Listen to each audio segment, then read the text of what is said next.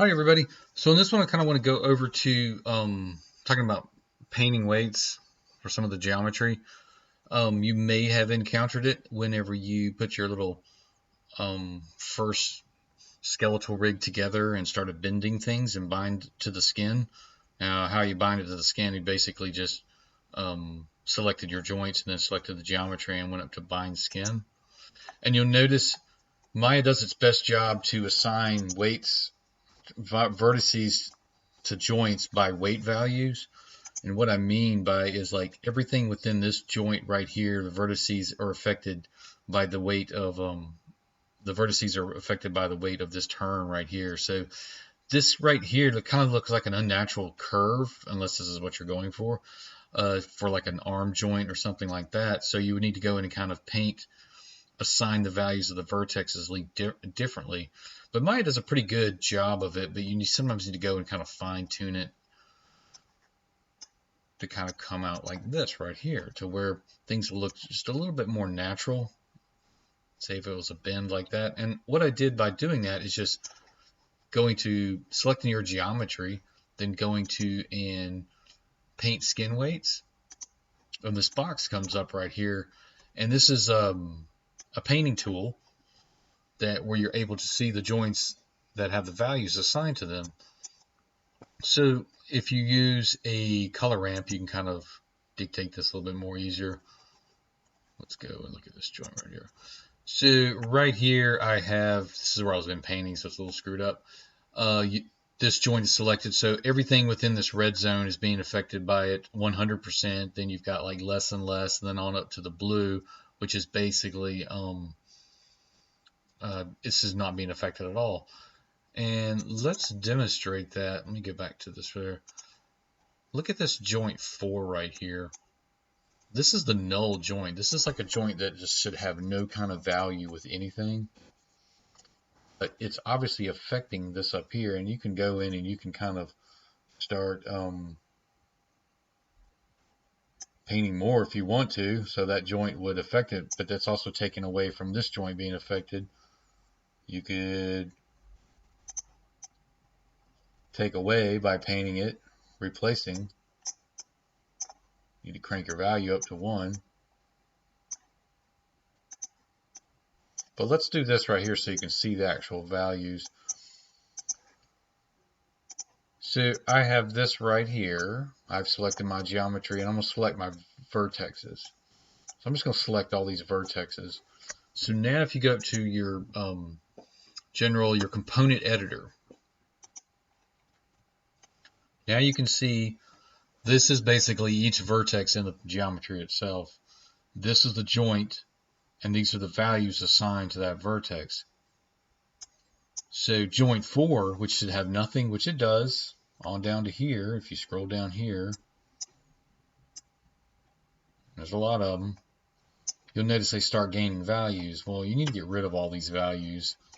And instead of me going in and painting them, trying to figure that out, you can actually just select this whole row right here.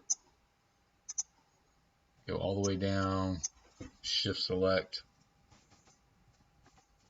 and just type in 0.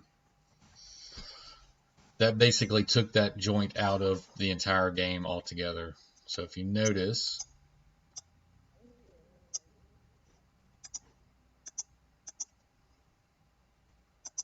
go back to paint skin weights. Now we've got no values assigned to it. And joint 3, let's paint the more value of this right here. So basically right here, what I'm doing now is painting that value number. I want them all to be 1 up here. So I'm just going to paint the entire thing for joint 3 up here to be affected.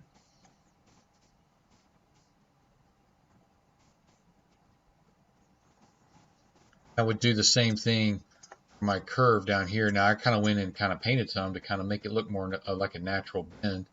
Let's try to do that right here. A lot of times animators will go ahead and key like a bend how they want it and kind of work with that.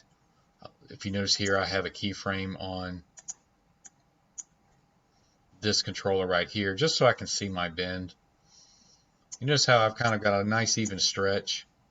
And it kind of looks, it may stretch the material depending on if you've added it after. I had to go in and kind of down here. I still need to affect this one right here, so I'm going to go in and paint the skin to that one.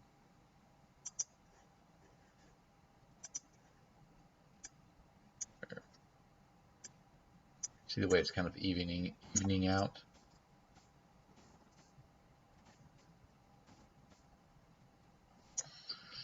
So let's put another bend in this one right here to try to achieve that same.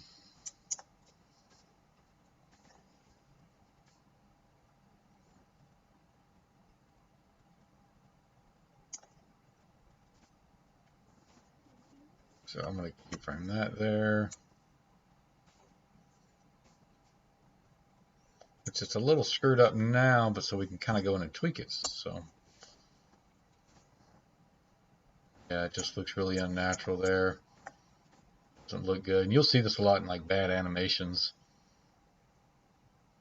And this is, of course, in Maya, it's like another field in terms of painting weights. It's one thing a lot of people have never really liked about rigging. Oh, now you've got to paint weights. Which is why I suggest in my classes, like a lot of geometry and rigging stuff be done with kind of a robotical, so you can get the understanding of the constraining joint systems before we have to really worry about this. Because with robots, you know, it would be one piece of geometry, then another piece of geometry, and nothing would actually kind of pass into another thing. So let's paint these weights here and see if we can make this work for us. So I'm just going to crank my value down.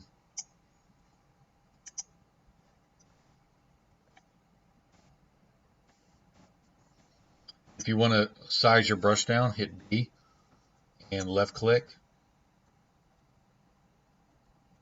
You can drag right and left.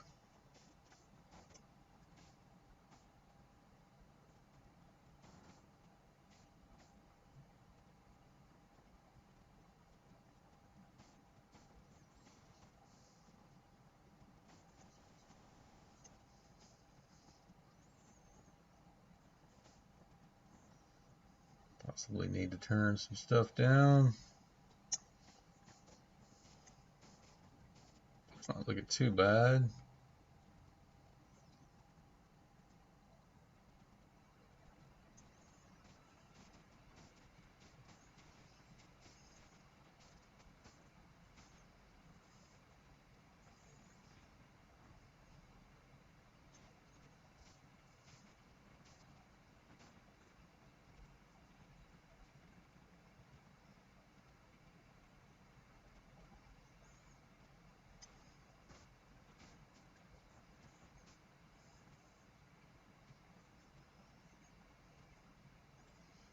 I got too much of a stretch really right there, so I need to kind of take away more now.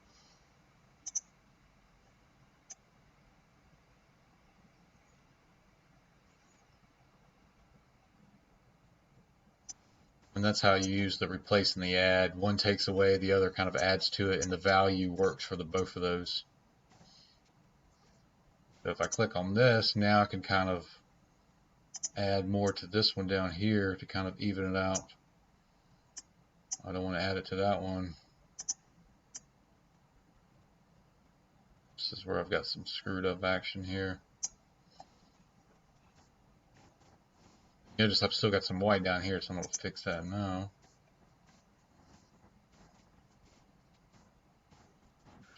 I want to replace those. So the key is to get a nice smooth move, how you kind of like it. I zoomed in a little too much there.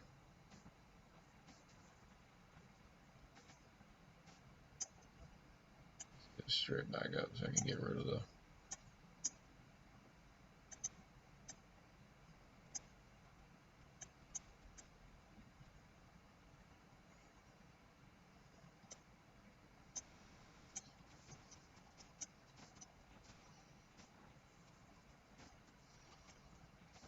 there we go. So yeah, so try doing that with the piece you've created here with the little tail, the whip animation maybe, and see if it can kind of get it look more of a natural feel. And you're definitely going to run into this kind of thing with you're talking about skinning your character to your geometry, especially at your joint root. But obviously take advantage of the component editor just to kind of check. And you can do, I'll post some really good tutorials too, where they kind of do this. They get really in depth. You can just kind of watch other people do it. Um, like if you've got like a head joint up here, you can kind of go in and zero all the values and make sure that everything on the head joint is affected by the head joint, because you'll see those. You'll go to move a joint, then you'll see this little vertex shoot way over here, and you're like, well, what's happening there? Well, obviously there's a value on that vertex, so you can kind of go see all that stuff in the component editor by selecting what vertex. Say I want to select this little cluster of vertexes right here. Now this vertex cluster should be only affected really by this joint right here, so I can kind of go in my component editor, see all their values. What is that? Joint 4, joint 3. No, joint 1, I'm sorry. Got a little bit on there. The heaviness of them are all these 0.6s. It's all leaning toward this joint here. Now, if I were to change this, it's probably going to screw me up to 1. Now these vertexes are all going to be affected by just the first joint. So have fun with that, playing with that. I know it's one of them things that some people really like it, some people really do not like it, but it's kind of fun if you kind of understand how to use that paint and how to appreciate Maya's bind to skin method going into it. So yeah, moving forward. Thanks a lot for watching. Bye.